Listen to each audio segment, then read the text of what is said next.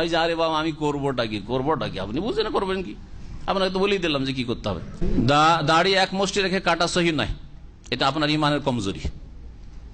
হ্যাঁ, যদি ভিতরে যার যেমন ইমান আছে তেমন দাড়ি বেরোবে, দাড়ি বেরো না তার মানে ইমান ভিতরে কমজোর আছে, বুঝা গেছে না? যায়নি, সাহস হয় না বড় দাড়ি রাখবো, কে কি বলবে না বলবে, ভিতরে কমজোরি আছে আসলে।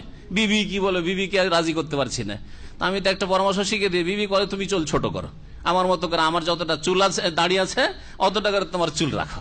তার বেলা তো রাজি না, বিবির কাছে সারেন্ডার করছেন, আপনার হুজুর হয়ে গেল আপনার বিবি, ওর কাছে আপনি নতি স্বীকার করছেন, আর ওকে নতি স্বীকার করতে পারেন, ওর চুলকে মুন্ডন করিয়ে দেন, দাড়ি মুন্ডন করাচ্ছে ওর চুল মুন্ডন করেন গিয়ে ছুটিটা, তাহলে সোজা হয়ে যাবে, সোজা হয়ে যাবে। আমার মশওয়ারা নেন, দেখি একবারে ঠিক হয়ে যাবে।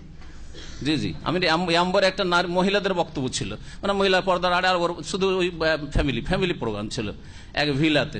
তা আমি এই পরামর্শ দিয়েছি, যেই মহিলা আপনাদেরকে বলবে যে দাড়ি কাটতে হবে, স্বামীকে বলছে দাড়ি কাটতে, বলছে তুই মাথা মুন্ডন কর আগে, মাথা মুন্ডন করে, আমি দাড়ি মুন্ডন করছি। জি, বোঝা গেছে?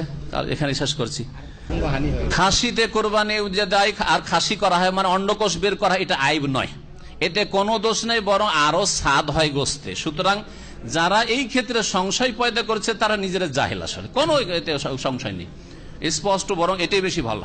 জি, খাসিটাই বেশি ভালো।